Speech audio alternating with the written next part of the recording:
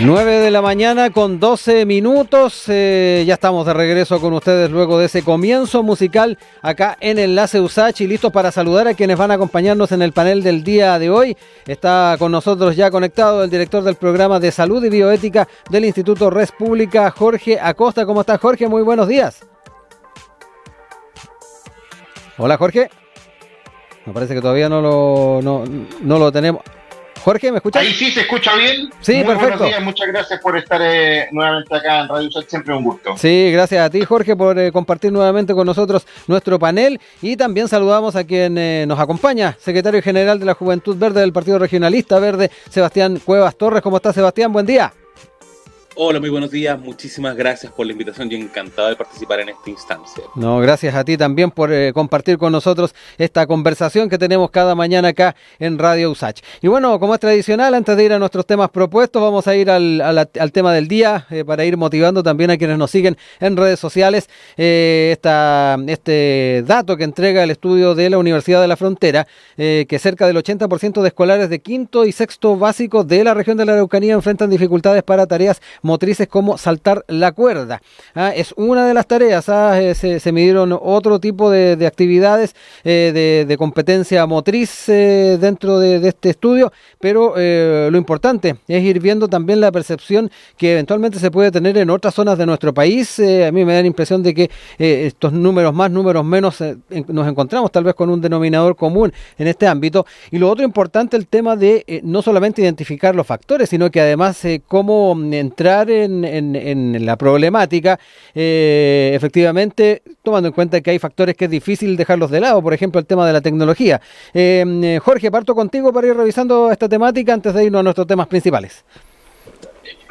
Bueno, yo creo que esta es una señal más de la grave situación que se está viviendo en torno a la educación. No es solamente desde el punto de vista del deporte, la educación física, el ejercicio, donde hay un déficit importante, sino que también incluso en materias básicas.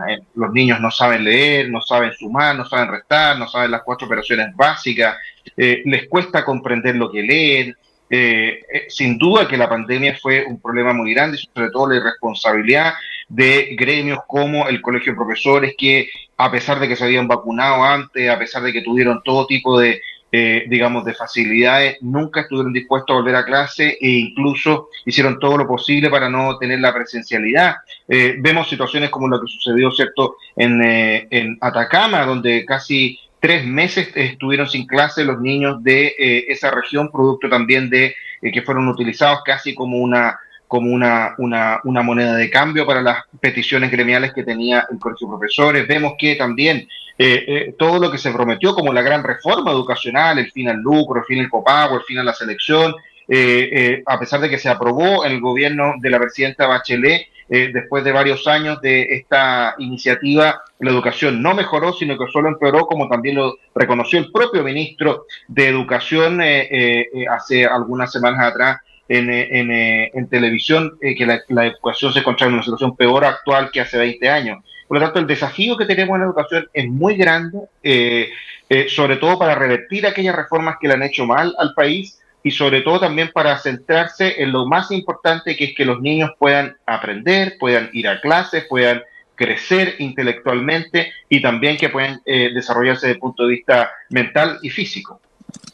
En tu caso, Sebastián, es importante también saber cómo observas al menos estos números que surgen en la Araucanía, cómo tal vez lo observamos en el día a día. Todos tenemos conocidos de esas edades, parientes, hijos, en fin. Importante saber aquello y además tomar en cuenta el factor que recién nos planteaba Jorge, que va de la mano también con las dinámicas que asumió la educación en los tiempos post-pandémicos.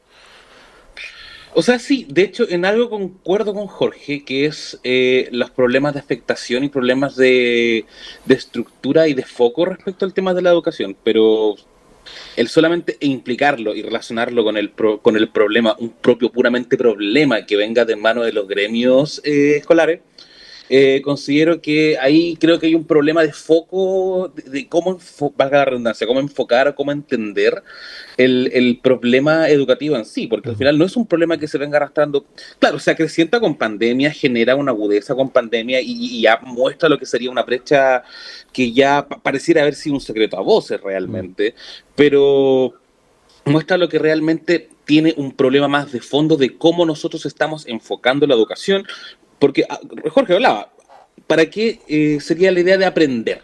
La enseñar a los niños, entregarles habilidades, que es la básica, la lógica básica de la enseñanza. Pero hago la pregunta de por medio: ¿aprender para qué? ¿Aprender cómo? ¿Con qué finalidad? ¿Con qué motivo específico? Porque no basta aprender por aprender, sino que es necesario el aprender con un motivo en particular para generar una relación, tomémosle simbiótica, de por medio del por qué aprender y para qué aprender. Yo creo que ahí el problema no se da más netamente en el punto político, sino se da desde un problema estructural de la educación en sí, qué es lo que queremos formar con eso. Bueno, nosotros ahí escuchábamos a nuestro panel, invitamos a nuestros seguidores, a nuestros auditores y auditoras a que también hagan lo propio en las redes sociales y nuestro WhatsApp. Pasamos de inmediato a los temas propuestos y nos quedamos con el escenario del gabinete. En algún momento se planteaba si es que se daba un resultado adverso para el oficialismo en el plebiscito, el tema del cambio de gabinete podía ser algo inminente. Hubo un triunfo del en contra y esto para muchos disipó esa posibilidad, pero hay otros que mantienen ciertas inquietudes con algunas carteras. Sin ir más lejos, uno de los temas fundamentales está enfocado en la figura del ministro Carlos Montes, que recordemos está frente a una acusación constitucional con cuestionamientos desde la oposición y particularmente ha recibido respaldo desde el gobierno, también desde su partido, un tema que de una u otra forma está siguiendo un carril actualmente, pero a partir de publicaciones que han surgido, particularmente quedándonos con algo que dio cuenta La Tercera el día de ayer, hay algunos nombres que también están generando algo de inquietud, incluso en las filas oficialistas, como es el caso de los ministros Maysa Rojas y Nicolás Grau. Un tema de la ministra de Medio Ambiente, se le critica de una u otra forma también el acompañamiento que tuvo, por ejemplo, en los temas vinculados a presupuesto, el trabajo que ha tenido con parlamentarios y por otro lado también el rol del ministro de Economía, Nicolás Grau, en la línea de no solamente llevar adelante sus tareas como ministerio. Se le ha criticado que hay varias áreas que le ha estado tomando el propio ministro de Hacienda. Frente a ello, queremos saber también la visión que tienen nuestros panelistas y particularmente mirando ciertos liderazgos o particularmente ciertas carteras, si es pertinente el insistir en algún cambio ministerial. Jorge, me quedo contigo para comenzar. Bueno, sin duda que una de las expectativas más grandes que existía después del 17 de diciembre, independientemente de cuál fuera el resultado, era que el presidente tomara decisiones en torno a su gabinete. Y esto significaba, por ejemplo, no solo sacar de vivienda a Carlos Montes, producto del problema que significa tener un ministro que se ha puesto como objetivo resolver, dice él, el problema del caso Fundaciones, cuando eso en realidad todo el mundo entiende que es proteger su imagen como ministro más que llegar al fondo, porque si el problema de fondo fuera que él cometió algún error o una negligencia inexcusable, ¿será este el mejor ministro para que lo saque a la luz y lo demuestre, o simplemente va a querer tratar de presentarse como aquel ministro que resolvió un problema que evidentemente no era solamente de Antofagasta, sino que, como lo ha dicho la Contraloría, se detectó en prácticamente todas las regiones del país? Pero además de ese, hay otros problemas graves en el gabinete del presidente Boric. Es impresionante que las críticas no solamente vengan desde la oposición, sino que han sido parlamentarios del Partido Radical, del Partido por la Democracia y del propio Partido Socialista, por ejemplo, que han criticado muy ácidamente la gestión de la ministra del Medio Ambiente, Maysa Rojas, y también con mucha razón al ministro Nicolás Grau. Porque este gobierno, el gobierno del presidente Boric, es el que menos ha crecido desde el retorno a la democracia. Es paupérrimo el resultado que hay de crecimiento. Este año estaremos en torno al 0%, y eso no significa simplemente un número. Eso significa que las personas tienen menos ingresos, que los sueldos no suben, que además, producto de la inflación, también muy influenciada por la irresponsabilidad de muchos de los que fueron parlamentarios y hoy día son ministros, que votaron a favor, por ejemplo, los retiros de pensiones que aumentaron, sobre todo la inflación, incluso a niveles más grandes que en otros países del mundo. ha tenido a maltraer la economía y eso ha significado que las personas han disminuido su bienestar, que a muchos han perdido el trabajo y que no han podido recuperarlo, y otros, como les digo, que no han tenido ajustes reales en sus remuneraciones. Por lo tanto, la situación económica es muy grave y hasta ahora el presidente ha dado señales erráticas, porque cuando dice que va a ser un gabinete por crecimiento y en ese gabinete pone a personas como Nicolás Grau, bueno, vemos que la reacción del mercado, la reacción del país no es exultante, diciendo sí, ahora vamos a recuperar el crecimiento porque está a cargo Grau. Al contrario, debería dar un giro radical en ese sentido y demostrar que la economía es una preocupación porque si mejora la economía, mejora la vida de las personas. Me interesa también saber cómo ves esta situación, Sebastián. Ahí mencionábamos particularmente estas dos figuras. Yo traía a colación también las críticas al ministro Grau y quien en particular en esta publicación de la tercera hacía mención de aquello es el diputado Héctor Ulloa, independiente PPD, que entraba un poco más en ese detalle respecto a la figura del ministro Grau. Él decía, he visto que está bastante ausente en materia de crecimiento económico, de empleabilidad. El ministro Marcel ha asumido una tarea gigantesca, ha tenido que abordar temas que son propios de su cartera. Me gustaría que un Ministerio de Economía preocupado por el emprendimiento, pero al ministro lo veo ajeno a ese tema. Es parte de las voces que se observan de algunos sectores también del oficialismo. ¿Cómo lo sigues tú, Sebastián? O sea, me llama sumamente la atención la mirada donde se pone todo esto. Uh-huh. Es muy interesante en primera instancia cómo se toma el cuento del tema ministerial. Primero partamos de la base de que es una cuestión ya más que conocida por todos, que las conformaciones de los gabinetes son cuestiones que son de exclusiva confianza, sí. Son personajes de exclusiva confianza del presidente o presidenta de la República. ¿Esto qué implica? Que quienes están conformados tienen una relación, ya sea personal o una relación de carácter, valga la redundancia, de confianza con la persona. Y yo creo que ahí también viene un poco la crítica de fondo. Cuando alguien asume una cartera, un ministerio, se requiere tipo de habilidades en especial, en particular, porque al final, claro, analizando todo esto, lo que pasa con Montes, lo que pasa con estos dos ministros del ministro de Economía, ministro de Medio Ambiente, lo que se cuestiona es la falta de habilidad política, pero no la habilidad técnica. Entonces, y ahí viene la pregunta importante. Uh-huh. Para poder ser jefe, o ministro, mejor dicho, para ser ministro o ministra de la República, ¿es necesario tener una capacidad o habilidad propiamente política? ¿Es necesario tener una habilidad propiamente técnica? Porque parece que es parte de la historia republicana chilena que el ministro tiene que ser político. Da lo mismo que sea técnico, da lo mismo que tenga el conocimiento necesario para eso. Para eso tiene asesores con los cuales puede contar, pero tiene que ser un personaje político. Si no es un personaje político, aparecen críticas como este tipo de situaciones, donde se cuestiona la falta de trabajo, la falta de llamados telefónicos, telefonazos por su parte, la falta de actividad política, del quehacer político. Pero recuerdo en su momento cuando Boric comienza a nombrar los gabinetes y se jacta en su principio de tener ministros que se van a caracterizar por ser representantes fieles del área del cual representan, sobre el cual asumen el gabinete. Pareciera que automáticamente el mundo político empieza a cuestionarlo porque parece que el político se olvida que hay más mundo que el político, que el mundo político. No falta, no basta con ver solamente la actividad política como un quehacer político que donde solamente se ve desde la mirada política. Es necesario verlo con una mirada técnica. No es excluyente el mundo técnico, el conocimiento técnico, el conocimiento académico, el conocimiento que te entrega tu misma área o profesión versus el conocimiento político. Y yo creo que ahí radica una de las críticas grandes importantes que la derecha ha dado aquí como bombo fiesta, que es la falta de experiencia política.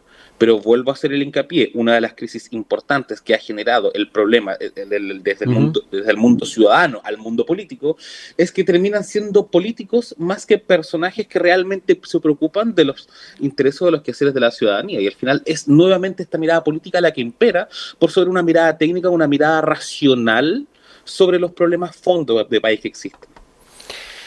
Jorge, ahí también Sebastián pone el énfasis en las características también de los liderazgos que se ponen en alguna cartera y en particular las críticas que por un lado o por otro surjan, palos porque bogan o porque no bogan, se podría también interpretar parte de lo que nos señalaba recién Alejandro a Sebastián a la hora de pensar en aquello.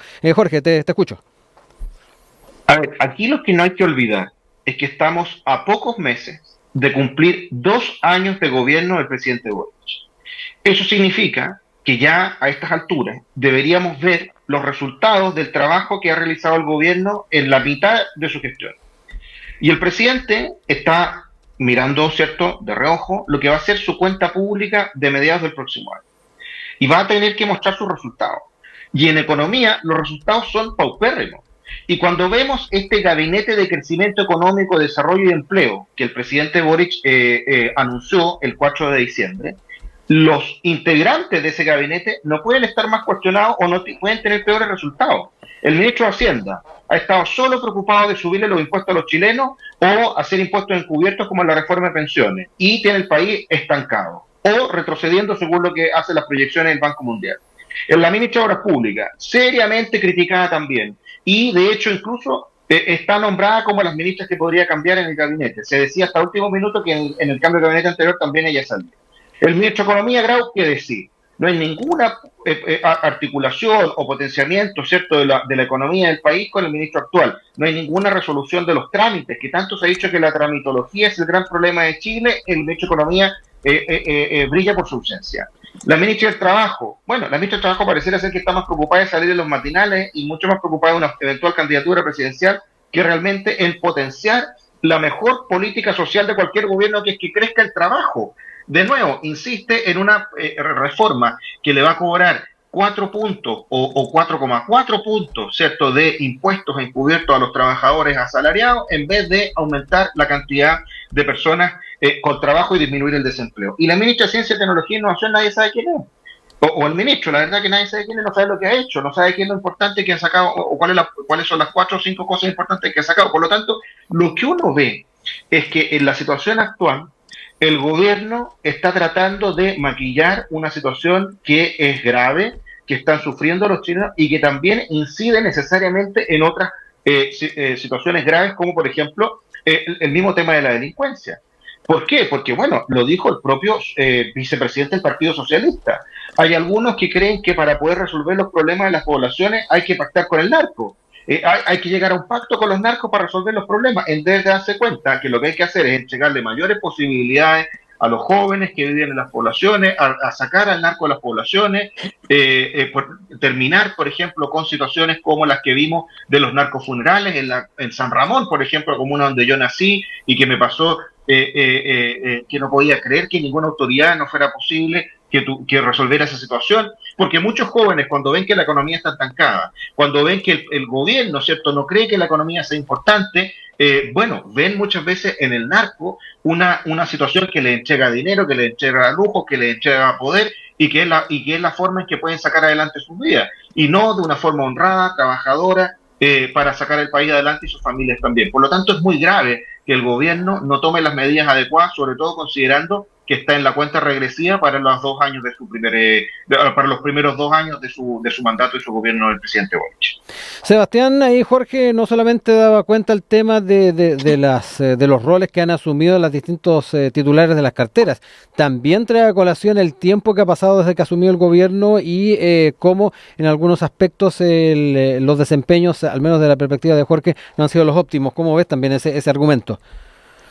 O sea, toma hartos puntos, hartos temas interesantes. Claro, y en razón del programa también es difícil tomar esos puntos. Me quedo con estos, que son los que más me llamaron la atención.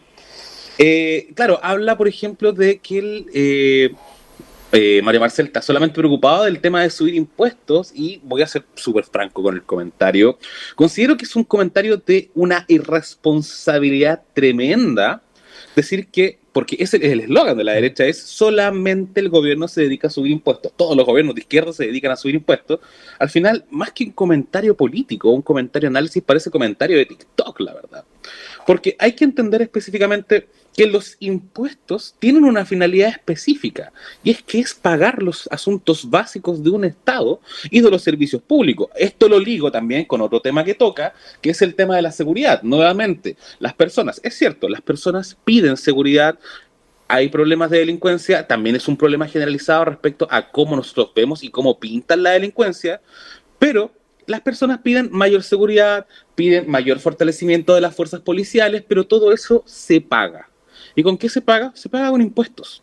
Entonces, lamentablemente, que digan que solamente se dedican a subir impuestos, quieren mayor seguridad, ¿de dónde van a sacar el dinero para poder pagar eso? Entonces, yo creo que ahí realmente hay un problema gigante de responsabilidad respecto a los comentarios, porque hay que tener altura de mira respecto de lo que se comenta. Una cosa es la ideología política y la otra cosa es la realidad fáctica de cómo el Estado va recaudando los impuestos para pagar lo básico para poder mantenerse y para poder costear esto que también la ciudadanía necesita. También viene mucho de la mano con la misma perspectiva de la seguridad y el tema de la delincuencia, y también hacía el comentario respecto de los asuntos mediáticos, más están preocupados, hablaba por ejemplo el caso de la ministra del Trabajo, está más preocupada de estar en los matinales que estar haciendo política. Después hacía el comentario, hay ministros que no los conozco porque no sé quiénes son. Ahora, yo creo, nuevamente, un comentario responsable, muy irresponsable a mi juicio, porque si realmente estamos midiendo la actividad política, la decisión política, solamente por el ranking o rating que te muestran los diarios,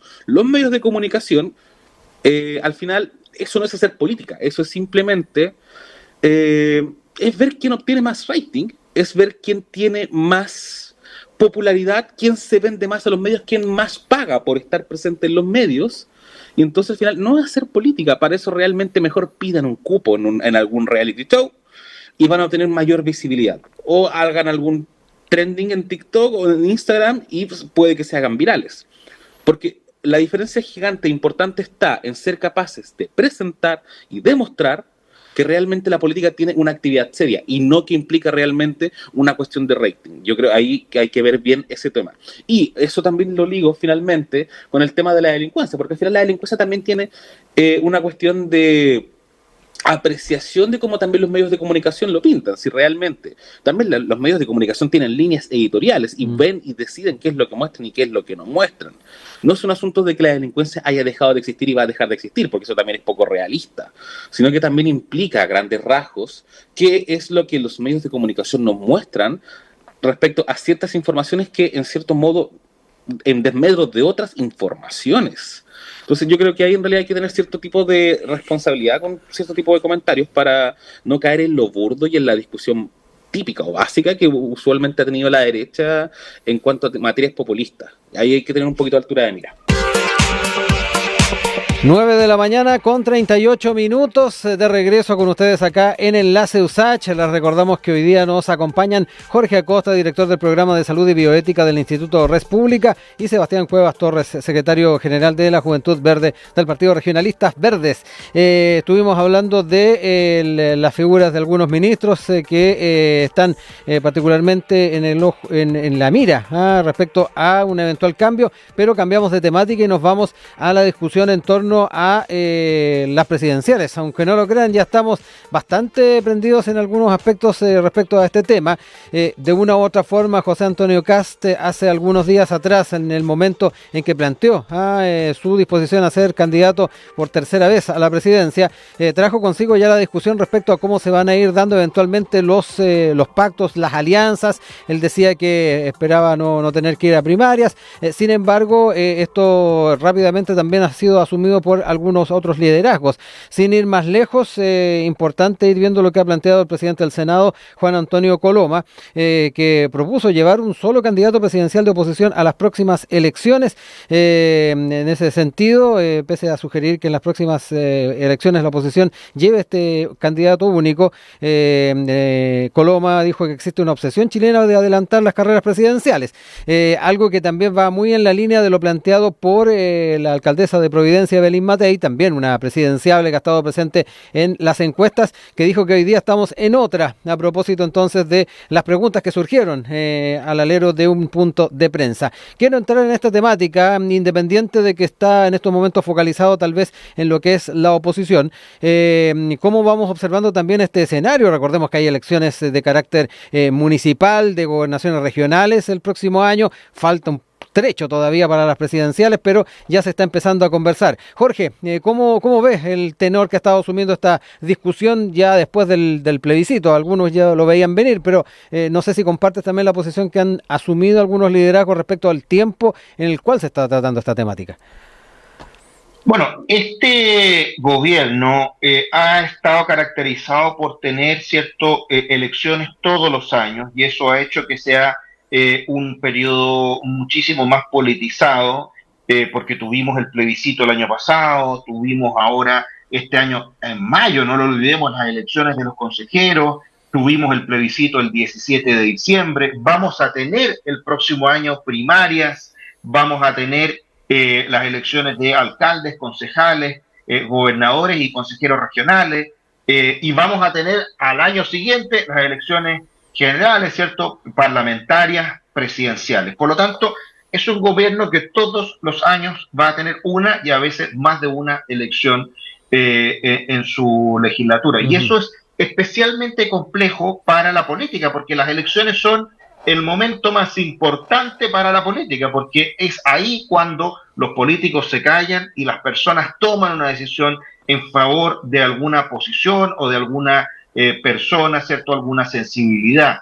Y por lo tanto es entendible que la discusión política se haya adelantado, no solamente en la derecha, sino que también en la izquierda. No olvidemos cómo hubo seminarios casi como de lanzamiento de campaña en movimientos y en centros de estudio ligados al Frente Amplio, que tenían una gigantografía de la presidenta Bachelet en su afiche, que la presentaban, ¿cierto?, como la gran oradora, y el discurso de la presidenta también fue en ese sentido, de poder decir, bueno, cómo debería avanzar la izquierda de cara a los próximos desafíos electorales. Hay algunos que no se demoraron en salir a decir que era la solución a todos los problemas de la izquierda, Bachelet 3, ¿cierto?, la que vendría a reivindicar, ¿cierto?, todos los errores cometidos por el gobierno para poder resolver y aunar, ¿cierto?, a todas las sensibilidades de la izquierda. Y por otro lado tenemos estas críticas, ¿cierto?, algunas bastante injustas por parte de sectores de la derecha que una semana, ¿cierto?, estaban pidiendo que las personas votaran a favor, y después con el diario del lunes viendo que había perdido la opción a favor, diciendo que todo se había hecho mal, que no correspondía, que en realidad se podría haber hecho mucho mejor. Es decir, cuando no tenían convicción, cuando llamaron votar a favor o cuando ahora están haciendo ácidas críticas. Frente a esa situación, hay algunos que están llamando a la unidad, pero como lo decía Max Colodro en una entrevista, a mí me parece que es difícil que pueda existir unidad, y al mismo tiempo me parece que es difícil que pueda ganar la oposición la próxima elección presidencial, si es que no se entiende que el adversario está al frente del tablero político y no al lado. Hay algunos que se han acostumbrado, ¿cierto?, a hacer ácidas críticas a los compañeros de la oposición antes de al mal gobierno que tienen al frente, y se confunden con facilidad. Hoy día los desafíos que tiene el país son muy grandes. En salud están al borde, ¿cierto?, de caer las instituciones de financiamiento privado, lo que va a generar en cadena, ¿cierto?, una crisis muy grande a todo el sistema sanitario, en el contexto de las listas de espera más grandes de la historia en el sistema estatal. En educación, ya lo decíamos, la situación gravísima que estamos viviendo. En delincuencia, qué decir, tuvimos un fin de semana rojo, el fin de semana de Navidad, donde 9 personas fallecieron entre el viernes y el lunes. El mes pasado, en noviembre, fallecieron también 35 personas. La situación económica también, un país estancado. Es decir, los desafíos son muy grandes y las expectativas de las personas, sin duda, que están orientadas hacia un cambio en la conducción política si es que el gobierno no toma las decisiones correctas. Y habrá que ver quiénes son los candidatos. Yo veo muy difícil que pueda haber una primaria de la oposición más allá de la primera vuelta. Ya lo ha dicho con claridad José Antonio Kast, que él va a ir a primera vuelta, como lo ha hecho en las situaciones anteriores, si es que el partido se lo pide. Probablemente me imagino yo que Sebastián Piñera o que Evelyn Matei o que el alcalde Carter o quizás algunos otros más también van a querer una primaria de Chile Vamos y luego serán los chilenos los que tendrán que decidir Sí. quiénes son los que tendrán que estar en la papeleta de la Ujú. segunda vuelta, pero es una decisión sin Sí. duda que falta mucho tiempo todavía. Sebastián, en tu caso, ¿cómo no solamente sigues los diferentes gestos que surgen a nivel de la política, al menos lo que se ha estado observando en la oposición, pero también proyectando un poco los escenarios a nivel global de la presidencial? También da la impresión de que se están adelantando un poco las discusiones, las definiciones y tomando en cuenta que hay otra elección en medio. No sé cómo lo ves tú. De hecho, sí, estoy completamente de acuerdo un poco también con lo que decías tú y también con lo que decía Jorge y también con lo que decía Coloma. Estamos adelantando mucho el proceso, faltan 2 años todavía y creo que en 2 años puede pasar muchísimo y eso hace también que la política sea muy coyuntural. Entonces implica que al final mucho puede pasar entre medio, puede pasar mucha agua bajo el puente como para llegar y definir esto automáticamente. Ahora, yo también entiendo que la derecha lo hace por una cuestión de control de daños luego de haber apoyado el a favor en las últimas elecciones sobre el último proyecto constituyente y que hayan salido, no sé si perdedores, porque al final no es que pierda la derecha, sino es que pierde el proyecto republicano. Entonces, claro, yo entiendo un poco la definición política de cómo despliegan este tipo de estrategia. Republicanos, claro, sale con esta idea después de una derrota, presentan a su candidato y es nuevamente José Antonio Kast se va a tirar como candidato. Salen estos comentarios por parte de Coloma que dice, aún falta mucho que definir, pero al final también te raya la cancha con esto. Republicanos tiene su candidato y Chile Vamos tiene que decidir si va o no va a primarias. Ahora, yo tenía entendido por una parte que José Antonio Kast no iba a ir a primarias con Chile Vamos y eso también obligaba un poco, claro, decía, por esta cuestión de el partido decide, pero al final el líder de partido es él. Él decía, ojalá que no. Final, Ojalá que no ir a primaria. No, claro, pero lo veo difícil en realidad porque al final es como estar frente a la espada de la pared y decir, ustedes van a primarias, pero al final van a hacer una elección o van a tirar a un candidato sin nosotros y van a tener que empezar a competir con nosotros.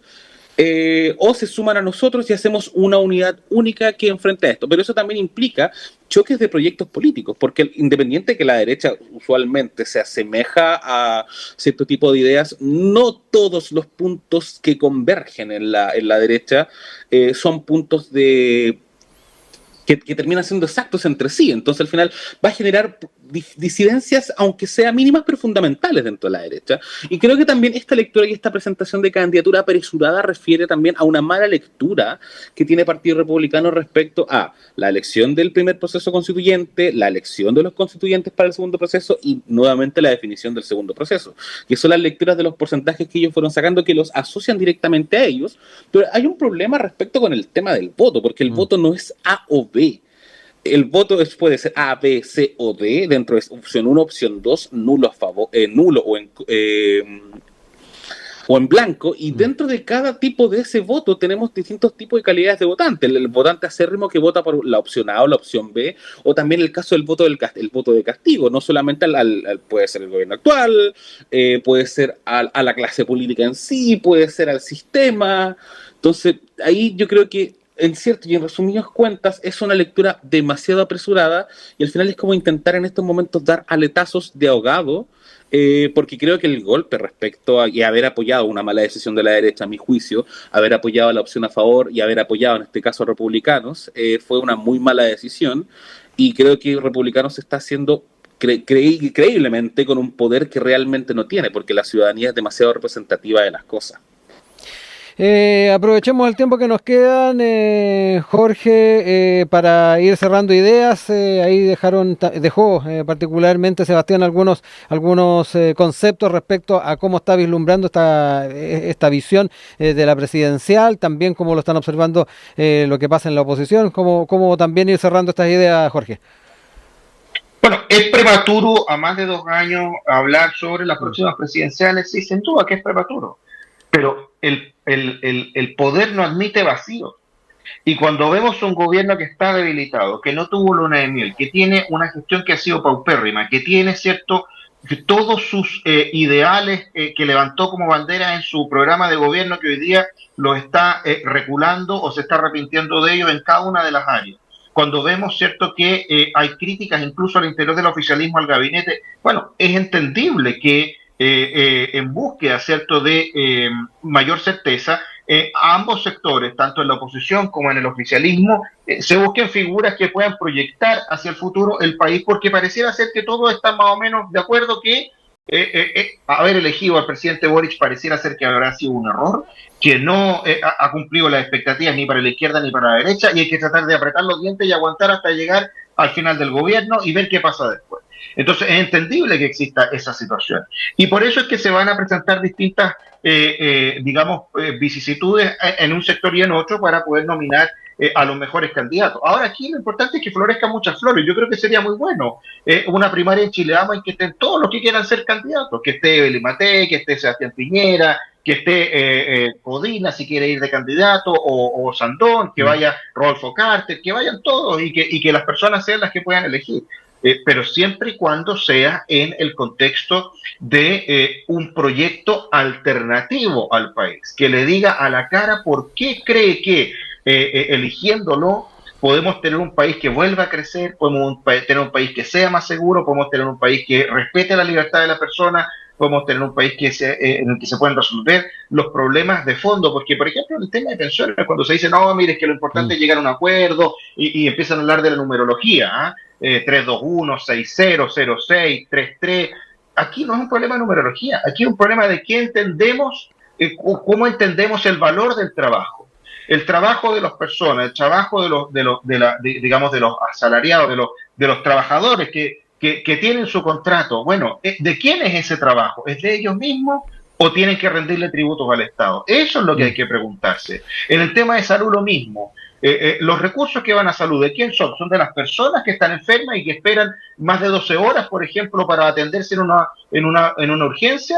¿O son de los gremios, claro, son de las municipalidades, son del Estado, son de los hospitales? Son de las personas. Entonces, ese tipo de cosas yo creo que son muy importantes, sobre todo a la luz de las necesidades que estamos viendo hoy día en la actualidad.